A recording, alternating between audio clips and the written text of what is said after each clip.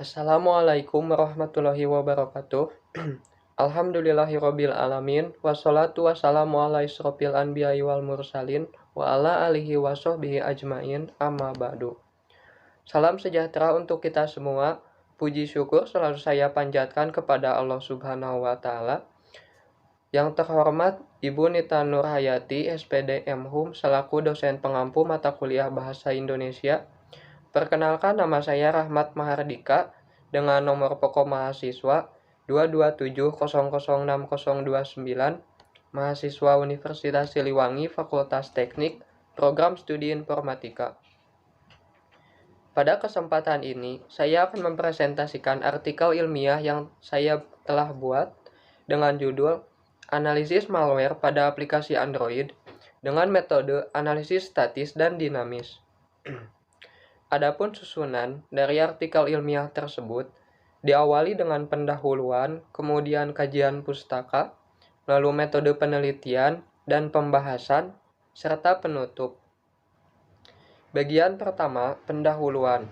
Pada pendahuluan dijelaskan mengenai latar belakang dan tujuan artikel tersebut dibuat. Android merupakan sistem operasi berbasis Linux yang banyak digunakan pada perangkat mobile. Meningkatnya pengguna sistem operasi Android sejalan dengan meningkatnya pertumbuhan aplikasi pada Android.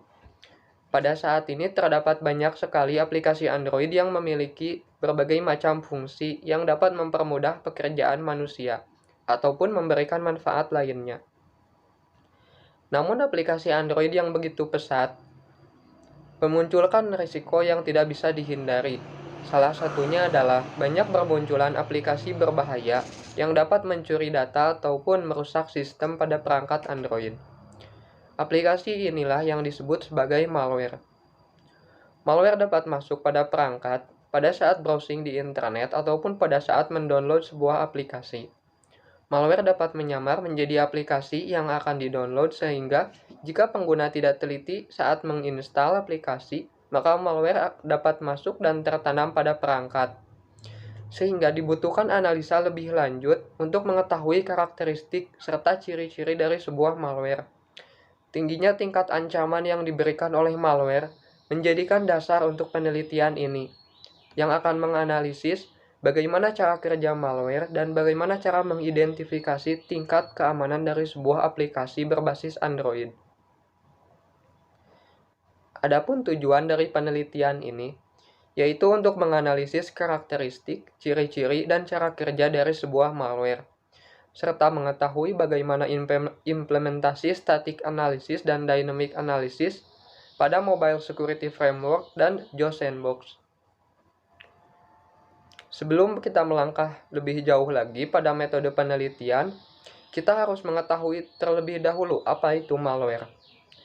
Secara sederhana, malware merupakan sebuah kode atau program berbahaya yang ditanamkan pada sebuah perangkat lunak, yang diciptakan untuk mencuri data atau merusak sistem pada sebuah perangkat. Malware diklasifikasikan menjadi 3 jenis, yaitu yang pertama, masked threat, contohnya seperti trojan dan backdoor, yang merupakan kategori malware yang bersembunyi pada sistem sehingga akan sulit untuk terdeteksi. Malware dengan kategori masked threat memiliki ancaman yang dapat mengambil data-data penting. Selanjutnya adalah yang kedua, yaitu financial threats, merupakan jenis malware yang dapat mengancam keuangan, contohnya seperti ransomware. Lalu yang terakhir yaitu contagious threat, merupakan kategori malware yang memiliki ancaman dapat menular, contohnya seperti virus. Klasifikasi malware tersebut ditentukan berdasarkan cara kerja, karakteristik, dan kerusakan yang ditimbulkan. Dalam analisis malware, terdapat beberapa metode yang dapat dilakukan. Di antaranya yaitu static analysis dan dynamic analysis. Analisis statis akan berfokus pada analisa source code atau struktur program, sedangkan analisis dinamis akan menjalankan malware secara langsung pada sebuah perangkat virtual. Adapun metode yang digunakan pada penelitian ini yaitu metode analisis statis dan dinamis, Sampel akan diambil dari internet, kemudian akan diupload pada Mobile Security Framework dan JSandbox untuk menganalisa secara statis dan dinamis. Kelemahan dari metode analisis statis tidak dapat menganalisis perilaku aplikasi pada saat dijalankan, sehingga akan rentan terhadap penyamaran kode. Oleh karena itu, diperlukan bantuan analisis dinamis agar proses analisis malware dapat dilakukan secara maksimal. Pembahasan yang pertama adalah static analysis. Hasil dari analisis statis menunjukkan bahwa sampel tersebut merupakan aplikasi palsu dari Google Play Service. Hal ini dapat dilihat dari ketidaksesuaian antara nama aplikasi dan nama paket yang digunakan pada sampel tersebut. Diketahui bahwa aplikasi tersebut memiliki nama paket cosmetic.fl. Aplikasi tersebut menggunakan banyak perizinan berbahaya, seperti membaca kontak, membaca SMS, membaca status ponsel, menerima dan mengirim SMS, serta mengubah pengaturan sistem. Kemudian dapat juga memodifikasi, menghapus, dan membaca memori eksternal. Serta yang paling berbahaya yaitu dapat memunculkan jendela peringatan yang dapat mengambil alih seluruh layar pada ponsel. Perizinan yang digunakan oleh aplikasi tersebut dapat dilihat dalam bentuk kode program yang terdapat dalam file Android Manifest. Pada analisis string, diketahui bahwa aplikasi tersebut mengumpulkan informasi nomor telepon, kemudian mengumpulkan informasi aplikasi yang terinstal pada ponsel. Kemudian saat menganalisis Android API, ditemukan perintah yang dapat menghapus seluruh data pada perangkat. Hal ini tentu saja sangatlah berbahaya, karena dapat merusak sistem. Proses berlanjut dengan dynamic analysis. Hasil dari analisis dinamis, diketahui bahwa malware tersebut merupakan kategori ransomware, spyware, dan banker.